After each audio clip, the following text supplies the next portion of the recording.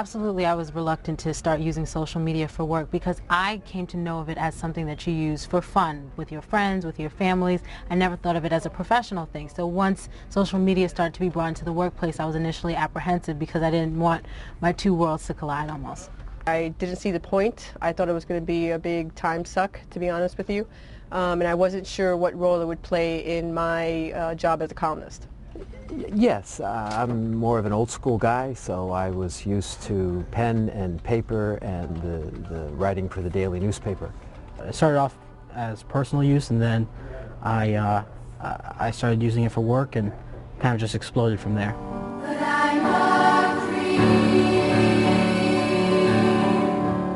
Well, it's definitely spreading the word. More people hear about things. You can link to other items, and you can essentially build your audience. Absolutely. I think when you have the ability to put information out right away versus, you know, the next day or later in the day, I think that helps you. I think it helps people understand that this is, you know, maybe a guy, you know, I can go to get information quickly, get out quickly. Yes, it has helped me do my job because particularly I cover a lot of political meetings and court hearings, and it's allowed me a way to constantly be keeping notes of what's going on and also providing information instantaneously. It's really sort of helped me reach an audience and keep an audience and grow a community of readers that are interested in a lot of the topics that I write about.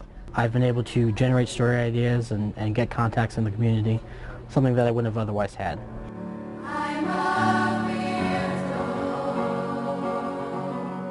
I think it's accelerating the spread of news, how quickly people hear about things. I post the columns that I write on Facebook, link to them off of Twitter, so I think you hear about things a lot faster. The immediacy of everything has accelerated with it.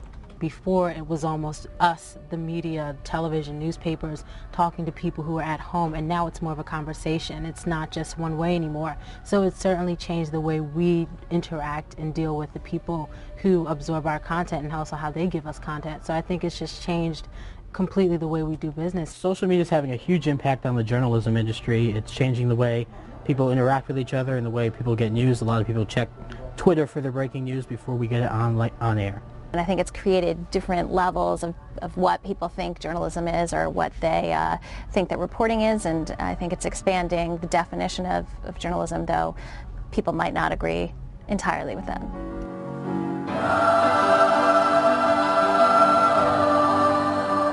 You have to be careful with it too. A lot of times you can be lured into, you know, maybe saying things you don't want to say, or, you know, people, you know, your personal view doesn't really reflect the view of the paper or the organization that you work for all the time. So, you know, sometimes you have to be careful with that and understand that, you know, you have to do your job correctly with this stuff as you know, the same way as you did it writing in the newspaper.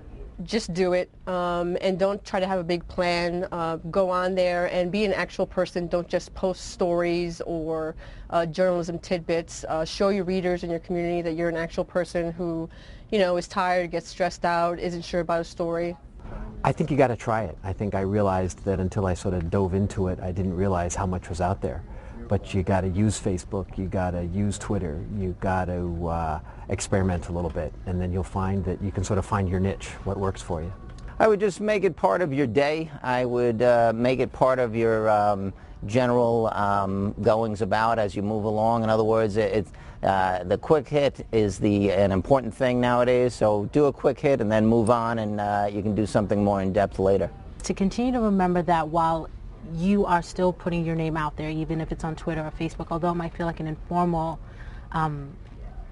format, it's still your name and your professional credibility that goes along with it when people look at something that you tweet or something that you put on your Facebook. So you want to keep that in mind and still remember that you are still representing yourself.